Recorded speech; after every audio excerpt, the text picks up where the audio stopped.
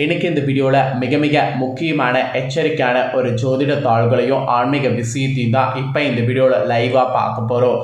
அதை பார்க்கறதுக்கு முன்னாடி என்ன பார்க்க போகிறோம் அப்படிங்கிறத இன்ட்ரோவில் ஷேர் பண்ணுறேன். என்ன பார்க்க போகிறோம் அப்படிங்கிறத ஃபஸ்ட்டு இன்ட்ரோவில் தெரிஞ்சுக்குங்க. தற்போது 2025 4வது மாதமான ஏப்ரல் மாதமானது பிறந்து நடந்துட்டுருக்கு. ஏப்ரல் மாதங்கிறது ஒரு தெய்வீகமான மாதம் என்று சொல்லலாம்.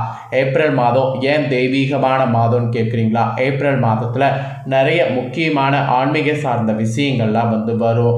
அதனால் ஏப்ரல் மாதம் மிகவும் முக்கியமான மாதம் என்பது குறிப்பிடப்படுது. ஸோ இந்த ஏப்ரல் மாதத்தில் ஒரு முக்கியமான நாள் தற்போது வந்திருக்கு. ஆக்சுவலி முடிஞ்சிருச்சு, இருந்தாலும் அதனுடைய தாக்கமானது இருக்கு. அந்த தாக்கத்தால் தான் ஒவ்வொரு ராசிக்காரங்களுக்கும் ஒவ்வொரு வகையில் தலையெழுத்து மாறும். அந்த தலையெழுத்து மாறுவது தான் அந்தந்த ராசிக்கு எக்ஸ்பிளைன் பண்ணிட்டு இருக்கேன். ஃபஸ்ட்டு என்ன வந்தது அப்படிங்கிறத உங்களுக்கு சொல்கிறேன், அதை தெரிஞ்சுக்குங்க. ஏப்ரல் 6ஆம் தேதி பங்குனியுடைய மிகவும் முக்கியமான 23ஆம் நாள் ஞாயிற்றுக்கிழமை நவமியானது வந்தது. பங்குனியில் இந்த நாளில் வந்த நவமியில் தான் ஸ்ரீராமர் அவதரித்தார். ஸ்ரீராம நவமி தாங்க வந்தது. இந்த ஸ்ரீராம நவமி வந்திருக்கக்கூடிய இந்த நவமியில் கிரகங்களிடையே ஏற்பட்ட தோஷங்கள் காரணமாக ஒவ்வொரு ராசிக்காரங்களுக்கும் தலையெழுத்து மாறும். அதில் தலையெழுத்து மாறுறதுனால விதி எப்படி இருக்கும் அப்படிங்கிறத தான் ஒவ்வொரு ராசிக்கும் ஷேர் பண்ணிகிட்டு இருக்கேன். அதில் இன்றைக்கி இந்த வீடியோவில் கன்னி ராசிக்கார நேயர்களுக்கு ஷேர் பண்ண போகிறேன். கன்னி ராசியில் பிறந்த நேயர்கள் உங்கள் ராசிக்கு என்ன மாதிரி தலையெழுத்து மாறும் அப்படிங்கிறத இந்த வீடியோவில் தெரிஞ்சுக்குங்க. உங்கள் ராசிக்கு மாறக்கூடிய தலையெழுத்தை தெரிஞ்சு அதற்கேற்ப நடந்து பலன் பெறுங்க. அதுக்கு முன்னாடி ராம நவமின்னு சொல்லப்படக்கூடிய இந்த ராமருடைய வரலாறு உங்களுக்கு ஷேர் பண்ணுறேன். அதை நீங்கள் தெரிஞ்சுக்கிட்டிங்கன்னா தான் உங்களுக்கான பலன் நீங்கள் தெரிஞ்சுக்கிறது ரொம்ப யூஸ்ஃபுல்லாக இருக்கும். என்னதான் ராம நவமி நீங்கள் தெரிஞ்சுக்கிறது பார்த்தீங்கன்னு வச்சுக்கோங்களேன், கொஞ்சம் உங்களுக்கு இரிட்டேட்டாக இருந்தாலும் கண்டிப்பாக நீங்கள் ஃபஸ்ட்டு தெரிந்து கொள்ளணும். ஏன்னா பலனை சொல்லாமல் வரலாறு சொல்கிறல, அதனால் நிறைய பேர் கடுப்பாவீங்க. ஸோ கடுப்பாகிறதுக்கு முன்னாடி இந்த அவதாரத்துடைய மகிமையை நீங்கள் தெரிஞ்சுக்கிட்டிங்கன்னா உங்களுக்கான பலன் தெரிஞ்சுக்கும் போது ரொம்ப யூஸ்ஃபுல்லாக இருக்கும். அதனால் இன்ப வாழ்வு தரக்கூடிய ராம நவமியுடைய வரலாறு ஃபஸ்ட்டு ஷேர் பண்ணுறேன், அதை தெரிஞ்சுக்குங்க. பங்குனி மாதம் நவம திதியில் கோசோலை ஒரு ஆண்மகனை பெற்றெடுத்தாள். அந்த குழந்தையே உலகை அறத்தால் ஆள வந்த இந்த ராமபிரான். ஆக்சுவலி திருமாலுடைய அவதாரங்களில் சிறப்பு மிக்கதாகவும் அறம் நிறைந்ததாகவும் இருப்பது இந்த ராம அவதாரம் என்று குறிப்பிடலாம். ஏன்னா மனித நெறிமுறைகள் இப்படித்தான் வாழ வேண்டும் என்ற ஒழுக்க நியதிகள் நிறையவே இருக்கு. அது மட்டும் இல்லாமல் ஆன்மீக லட்சியங்கள் குறித்து உறுதியான கொள்கையோடு விளங்க வேண்டும் என்பதை எடுத்துரைப்பதற்காக மண்ணில் அவதரித்தார் இந்த ஸ்ரீராமர். அதனால் அவர் அவதரித்த இந்த நாள் ராம நவமியாக உலகமெங்கும் கொண்டாடப்படும். அதனால் திருமாலுடைய அவதாரங்களில் மிகவும் சிறப்பு மிக்கதாக இந்த ராமர் அவதாரம் அமைந்திருக்கு. ஆக்சுவலி அயோத்தியை ஆட்சி செய்து வந்த தசரதன் என்ற சக்கரவர்த்தி, அவருக்கு 3 மனைவிகள், கோசோலை, சுமித்ரை, கையேயி என 3 மனைவிகள் இருந்தாங்க. உலகமெங்கும் வெற்றி கொடி நாட்டிய தசரனுக்கு நாட்டையாள ஒரு வாரிசு இல்லாதது பெரும் கவலையை தந்தது. இது குறித்து தனது குலகுருவான வசிஷ்டரிடம் ஒரு இதை கேட்டிருக்காரு, இதுக்கு வழி இருக்கா அப்படிங்கிற மாதிரி. வசிஷ்டருடைய ஆலோசனைப்படி புத்திர பாக்கியத்திற்கான யாகத்தை நடத்தினார் மன்னர். அந்த யாகத்தில் தோன்றிய யாற்றன் பிரசாதம் நிறைந்த ஒரு கிண்ணத்தை தசரனிடம் கொடுத்தான். அதனை தனது 3 மனைவிகளுக்கும் கொடுத்தார் தசரதன். அதன் பயனாக அவர்கள் 3வரும் கர்ப்பம் தரித்தனர். அப்படி கர்ப்பம் தரித்து பங்குனி மாதம் நவம திதியில் கோசலை ஒரு ஆண்மகனை பெற்றெடுத்தாள். அந்த குழந்தையே உலக அறத்தால் ஆள வந்த திருமாலுடைய அவதாரமான ராமபிரான். கோசோலை தொடர்ந்து கையிக்கு பாரதனும், சுமித்திரைக்கு லக்ஷ்மணன், சத்ருகுணன் ஆகியோரும் பிறந்தனர். ஆக்சுவலி வளர்ந்த காலத்திலே ராமன் பல அற்புதங்களை நிகழ்த்தினார். விஸ்வாமிதரிடம் காட்டிற்கு சென்று தாடகை என்ற அரக்கியை வதம் செய்தார். பின்னர் மிதிலை நகரில் ஜனகரின் அரண்மனைக்கு சென்று பரமேஸ்வரனுடைய வில்லை உடைத்தார். இந்த மாதிரி பல அற்புதங்களை சின்ன வயசுலேயே செய்திருக்கிறாரு. இதற்கிடையில் கைகேயின் வரத்தால் காட்டிற்கு செல்ல வேண்டிய நிலை ராமனுக்கு ஏற்பட்டது. அவரோடு சீதையும் லக்ஷ்மணனும் சென்றனர். காட்டில் சென்றபோது அவரது பாதம் பட்டு பல ஆண்டுகளாக கல்லாக கிடந்த அகிலிகை பெண்ணாக உருமாறினாள். இதற்கிடையில் சீதையை ராவணன் கவர்ந்து சென்றான். அவனை தேடுவதற்காக சுக்ரீவன் அனுமன் ஆகியோருடைய உதவியை நாடினார். கடலின் நடுவில் பாலம் அமைத்து இலங்கை சென்று ராவனோடு போரிட்டு அவனை அழித்தார். சீதையை மீட்டார். பின்னர் 14 ஆண்டுகள் வனவாசம் முடிந்து அயோத்தி திரும்பி அரச பட்டத்தை ஏற்றார். இதுதான் ராமருடைய பிறப்பு வரலாறு.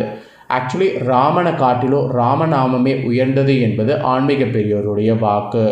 ராமநாமத்தை உச்சரித்தால் ராமனுடைய ஆசியோடு அவருடைய பக்தனான அனுமனுடைய ஆசியும் பெறலாம். ராமநவமி நாளில் ராமபிரானை வழிபட்டால் நன்மைகள் பலவும் வந்து சேரும்.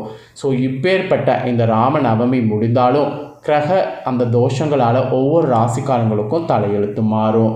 அதில் கன்னி உங்களுக்கு என்ன தலையெழுத்து மாறுங்கிறத இப்போ நான் உங்களுக்கு எக்ஸ்பிளைன் பண்ண போகிறேன். என்ன தலையெழுத்து மாறும் அப்படிங்கிறத இந்த வீடியோவில் தெரிஞ்சு இதற்கேற்ப நடந்து பலன் பெறுங்க. ஃபஸ்ட்டு மாணவ மாணவிகள் கன்னி ராசிக்காரங்களுக்கு சொல்லப்பட்டிருக்கு. உங்களுக்கு இந்த ராமநவமியுடைய ஆட்டத்தினால இனி உங்களுக்கு நினைவாற்றலானது பெருகும் என்பது குறிப்பிடப்பட்டிருக்கு. இந்த மாதிரி நினைவாற்றல் பெருகும்போது இதனால் தேர்வில் நல்ல மதிப்பெண்களை பெறுவீங்க. உபரி நேரங்களில் கூட மனதிற்கு பிடித்த கேளிக்கைகள் விளையாட்டுகளில் ஈடுபடுவீங்க. அந்த மாதிரி கேளிக்கைகள் விளையாட்டுகளில் ஈடுபடுறது மகிழ்ச்சி கடலில் உங்களுக்கு திளைக்க வைக்கும். ஆக மொத்தம் இந்த ராமநவமியுடைய தாக்கத்தினால மாணவ மாணவிகள் உங்களுக்கு மகிழ்ச்சி கடலில் திளைக்க போகிறீங்க என்பது உங்களுக்கு குறிப்பிடப்பட்டிருக்கு. அதுக்கப்புறமா பெண்மணிகளாக இருக்கக்கூடிய கன்னி ராசிக்காரங்களுக்கு என்ன சொல்லப்பட்டிருக்குன்னா, உங்களுக்கு குடும்பத்தில் பார்த்தீங்கன்னு வச்சுக்கோங்களேன், சந்தோஷமானது அதிகரிக்கும். அந்த சந்தோஷம் அதிகரிக்கும் போது அந்த சந்தோஷத்தை தக்க வைத்து கொள்கிற மாதிரி நடந்து கொள்ளணும் என்பது உங்களுக்கு சொல்லப்பட்டிருக்கு. அதே போல் உற்றார் உறவினர்கள் உங்களை அணுகி பயன் பெறுவாங்க. அந்த மாதிரி வகையில் உங்களுக்கு கெத்தான ஒரு வாழ்க்கையானது அமைய போகுது. சேமிப்பில் நல்ல கவனம் செலுத்துனீங்கன்னா நல்லா சேமிக்க முடியும். அதனால் வரக்கூடிய பணத்தை செலவு பண்ணுவதை காட்டிலும் கன்னிராசிக்காரங்க சேமிப்பில் கவனம் செலுத்தணும் என்பது குறிப்பிடப்பட்டிருக்கு. அப்புறம் ஆலயங்கள்லாம் சென்றீங்கன்னா ஆலயங்களுக்கு ஆன்மீக பலம் உங்களுக்கு பெற முடியும். ஸோ ஆன்மீக பலம் பெறுவதற்கு ஆலயங்கள் இந்த நவமியிலிருந்து நிறைய செல்லணும் என்பது உங்களுக்கு ஒரு எச்சரிக்கையாகவே சொல்லப்பட்டிருக்கு. ஸோ பெண்கள் இந்த எச்சரிக்கைகளுக்கேற்ப கோவில்களுக்கு நிறைய இனி போங்க. அதுக்கப்புறமா கலைத்துறையில் இருக்கக்கூடிய உங்கள் கன்னிராசிக்காரங்களுக்கு இந்த ராமநவமியுடைய ஆட்டமானது புகழும் பாராட்டும் கிடைப்பதில் சற்று தாமதம் ஏற்படும் என்பது குறிப்பிடப்பட்டிருக்கு. அதனால் கலைத்துறையில் இருக்கிறவங்க ரொம்ப ஜாக்கிரதையாக இருக்கணும். அப்புறம் சக கலைஞர்களாக இருக்கக்கூடிய நீங்கள் உங்களுடைய முக்கியமான ரகசியங்களை யார்கிட்டையும் பகிர்ந்து கொள்ள வேண்டாம். மீறி பகிர்ந்து கொண்டிங்கன்னா அந்த ரகசியம் எல்லா இடங்களுக்கும் பரவும். உங்களுக்கு கிடைக்கக்கூடிய வாய்ப்புகளை தக்கபடி பயன்படுத்தி பொறுப்போடு நடந்து கொள்ளணும். பொறுப்போடு நடந்து கொள்ளனா உங்களுடைய லைஃப்பில் நிறைய அடி வாங்க வேண்டியது இருக்கும். ஸோ கலைத்துறையில் இருக்கிறவங்க ரொம்ப எச்சரிக்கையாக செயல்பட வேண்டியது அவசியம். அப்புறம் அரசியலில் இருக்கக்கூடிய உங்கள் ராசிக்காரங்களுக்கு கிரகங்களால் ஏற்படக்கூடிய தோஷங்களால் இந்த ராமநவமிக்கு பிறகு உங்களுக்கு பெயரும் புகழும் வளர்வது ஈஸியாக இருக்கும். புதிய பதவிகள்லாம் உங்களை தேடி தானாக வரும். எல்லா பயணங்களையும் நீங்கள் உங்களுக்கு அரசியலில் மேற்கொள்வதற்கு வாய்ப்பு வரும். அந்த பயணங்கள் நீங்கள் மேற்கொள்ளும்போது அதனால் நன்மை உண்டாகும். உங்களுடைய கடமைகளை சுறுசுறுப்போடு செய்யணும். அப்போ தான் உங்களுக்கு நல்ல பலன் கிடைக்கும். தொண்டர்களுடைய ஆதரவு உங்களுக்கு இருக்கிறதுனால பதவிகளை தக்க வைத்து கொள்வது முடியும். ஆயினும் எவரையும் பகைத்து கொள்ளாமல் உங்களுடைய வேலைகள் மட்டும் கவனமாக இருக்கணும். அப்படி அரசியலில் இருக்கிறவங்க இருந்தீங்கன்னா தான் நீங்கள் உங்களால் சாதிக்க முடியும்.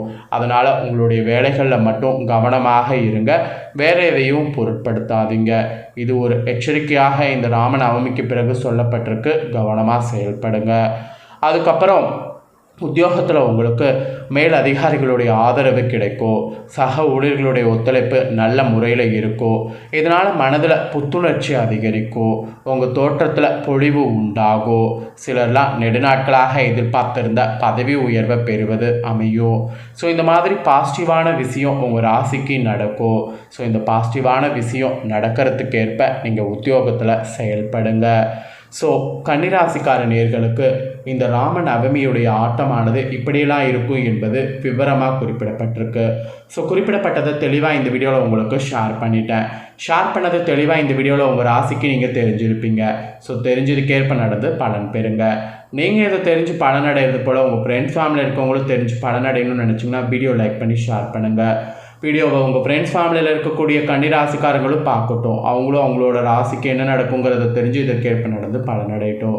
நெக்ஸ்ட்டு நம்ம சேனலில் நிறைய முக்கியமான வீடியோ போடப்படும். அது எல்லாத்தையுமே உடனுக்குடனே தெரிந்து கொள்ள மறக்காமல் நம்ம சேனலை சப்ஸ்கிரைப் பண்ணுங்கள். கூட பெல் பண்ண ப்ரெஸ் பண்ணுங்கள். அதை பண்ணிட்டீங்கன்னா இனி நான் போகிற மற்ற அப்டேட்டான எல்லா வீடியோஸும் உடனுக்குடனே தெரிந்து கொண்டு பயனடையலாம். ஸோ மறக்காமல் சப்ஸ்கிரைப் பண்ணி பெல் பண்ண ப்ரெஸ் பண்ணுங்கள். நெக்ஸ்ட்டு இதே போல் சுவாரஸ்யமாக வேறொரு புதிய அப்டேட்டான தகவலோடு மீண்டும் இன்னொரு வீடியோவில் வந்து உங்களை சந்திக்கிறேன். தேங்க்யூ.